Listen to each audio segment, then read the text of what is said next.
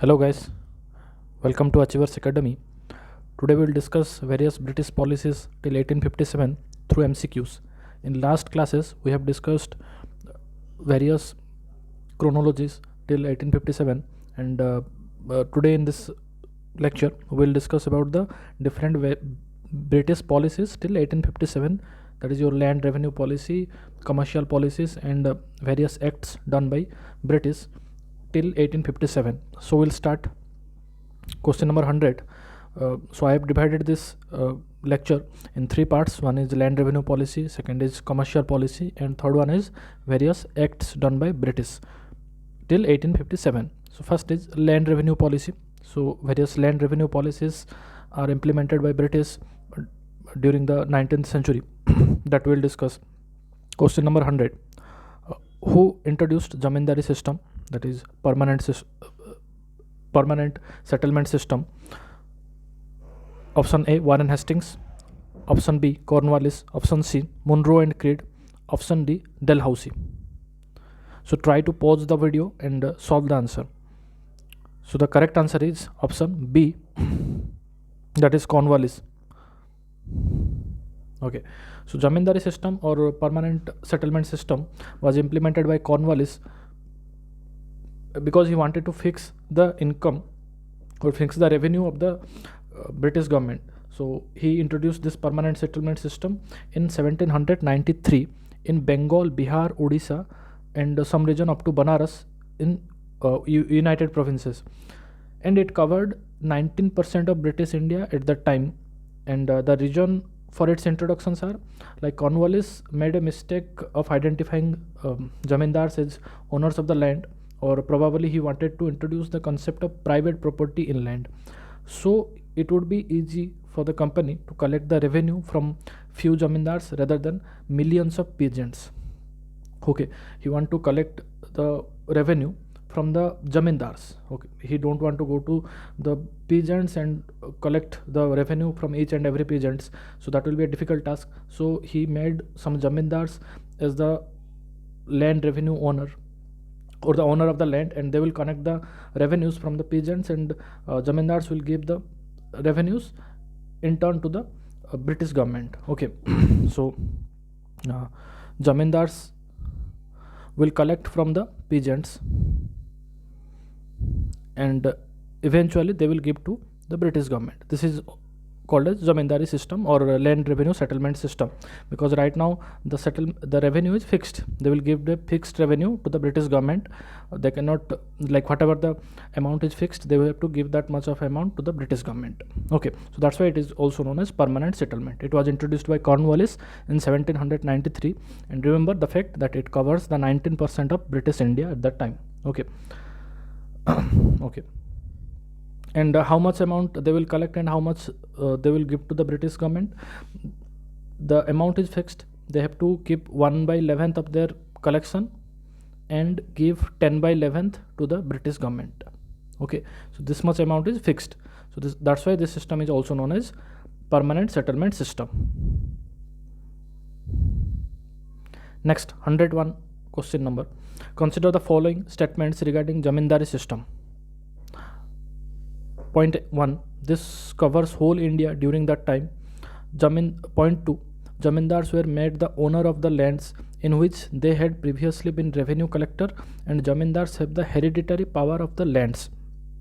Point 3, zamindars have to pay the 1/11 of rental to British what they have collected.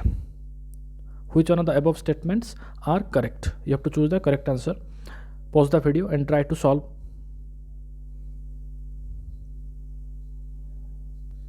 Okay, so let us see the answer. So first statement is talking that this covers whole India during that time. This is a wrong statement because it covers only 19% of British India.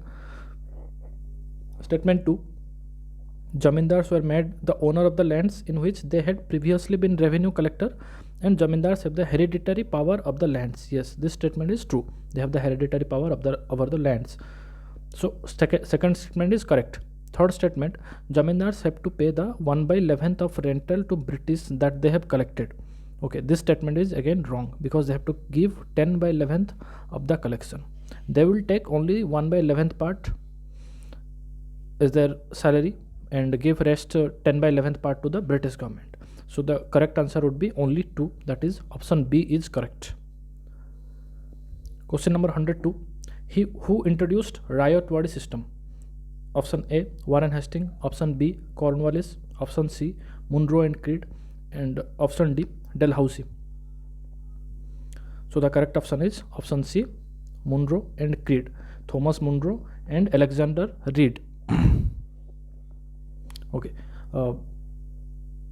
They introduced in this system in Madras and Bombay region in 1821, and later it extended to Sindh, Berar and other parts of the Assam, like northeastern part also, and it comprised some 51% of British India at that time. Okay, so it was introduced by Munro and Creed. Question number 103. Which of the following statements regarding Riot-Wadi system is wrong? Okay, they are asking about the wrong statement. Option A, this covers more than half of the British India. Option B, it also covers parts of Assam. Option C, settlement was made directly with peasants. Option D, the rate of revenue was not fixed, but the rate of revenue is very low. Okay, so they are asking about the wrong statement. So the correct answer is option D. Okay, all the statements are correct except this last statement. Okay, so first of all, this covers more than half of the British India. Yes, this is true because it covers 51% of British India. Option B, it also covers parts of Assam. Yes, it is also true. It also covers the part of Assam. And this settlement was made directly with the peasants. Yes, this settlement is directly done with the peasants. That's why it is called as Riot-Wadi system. Okay, the peasants were issued some patta. Patta means the document which confirmed the ownership right of that peasant. So that's why it is called as Riot-Wadi system, because the settlement was made directly with the peasant. Okay. But the rate of revenue was too high. It is not low. This rate of revenue is very high, and this rate of revenue is not fixed. In permanent settlement, the rate of revenue was fixed, but in Riot-Wadi system, Riot-Wadi system, the rate of revenue is not fixed, but the rate of revenue is very high. Okay, in some places it went up to more than 50% of the standard production of that area. Okay, so that's why this system was also fatal. Okay, question number 104. Which of the following statement regarding Mahalwadi system is correct? Option A, it was introduced by Mackenzie and Creed. Option B, it covered 30% of British India. Option C, under this settlement, several villages grouped together and were referred as Mahal. Option D, all of the above. So they are asking about the correct statement, and the correct statement is all of the above. Okay, so Mahalwadi system was introduced by Mackenzie and Creed. Yes, this is correct. The first statement is correct. So it was introduced by Mackenzie and Creed. And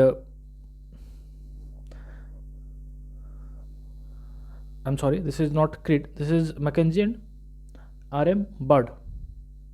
Okay, this statement is wrong. Like it should not be Creed. It is R.M. Bird. Thomas Munro and Alexander Reed introduced the Riot-Wadi system. Mackenzie and R.M. Bird introduced the Mahalwadi system in 1822 in Agra region, and later it extended to central India and Punjab, and it covered 30% of British India during that time.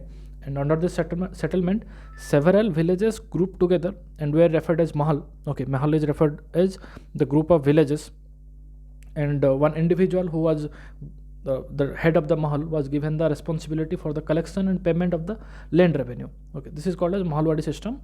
It was introduced by Mackenzie and R.M. Bird. Okay, by mistakenly I wrote here Creed. It should be Bird, and the correct answer is option D, all of the above, because it covered 30% of India, and under this settlement several villages grouped together and were referred as Mahal. Okay, so the correct answer would be D, all of the above.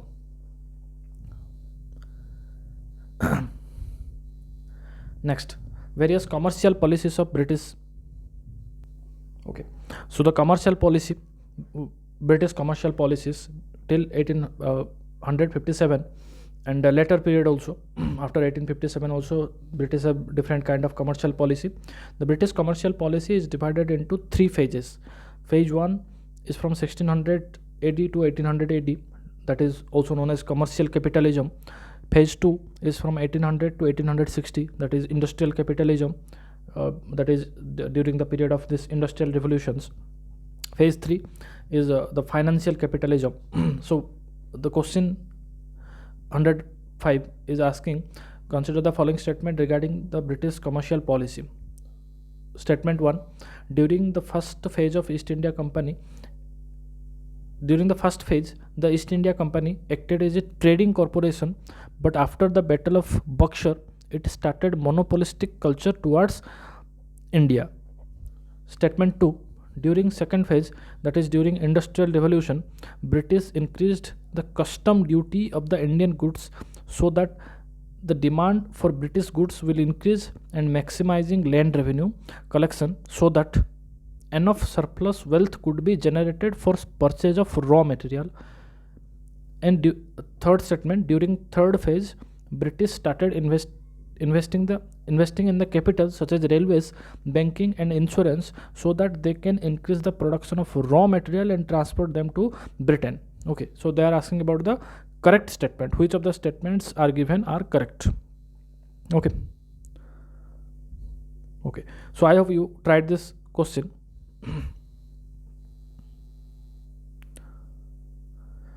So let's check the correct answer. Statement 1, they are saying that during the first phase, that means the commercial capitalism phase during 1600 to 1800, during the first phase, the East India Company acted as a trading corporation, but after Battle of Buxar, it started monopolistic culture towards India. Yes, this statement is absolutely correct. Okay, initially they were like a trading company. They are buying the Indian goods through purchasing method. That means they are giving the bullions, and in exchange they are taking the Indian goods. But after Battle of Buxar, they got the Diwani right over Bengal, Bihar, Odisha, and they became the political power also. And after that, they started monopolizing the trade in the Indian subcontinent. So the statement 1 is correct.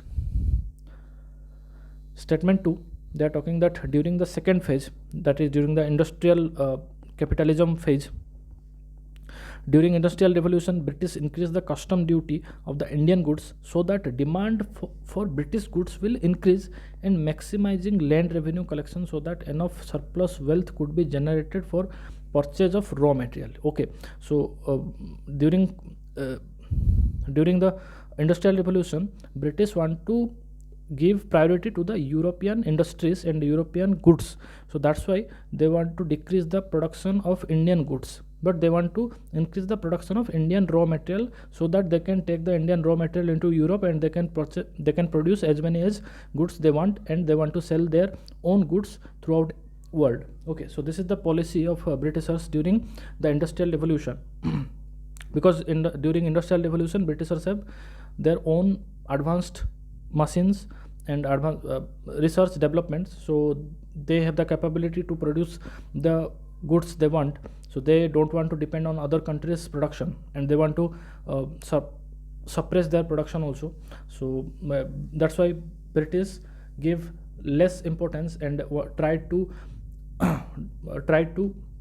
suppress the Indian goods. So that's why they imposed high tax, high duties on Indian goods, but they have to purchase more raw material. They have to buy more raw materials from India so that they can produce the finished goods in Europe. So for that, they have to raise the land revenue. Okay, so by raising the land revenue, they will get the money, and in turn they will buy the raw material, and through this raw material they will produce the finished goods in Europe. So that's why the statement 2 is correct. Okay, statement 3, during the third phase, British started investing in capitals such as railways, banking and insurance so that they can increase the production of raw material and transport them to Britain. Yes, that is also correct. Okay, they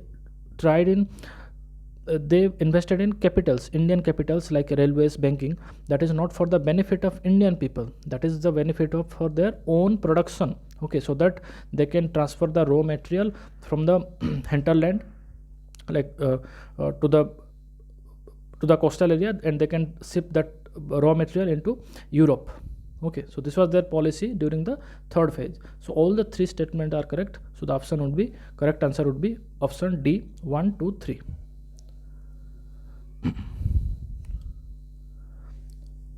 Question number 106. What was the consequence of British commercial policy? Option A, it resulted into deindustrialization in India. Option B, it resulted in reverse migration from town to village. Option C, it resulted into disguised unemployment. Option D, all of the above. Okay, so the correct answer would be option D, all of the above. Okay, the British commercial policy negatively impact the Indian economic system. It resulted into deindustrialization. Reverse migration was also the problem during the British period. And C, the result, it resulted into disguised unemployment also. So the correct answer is option D, all of the above.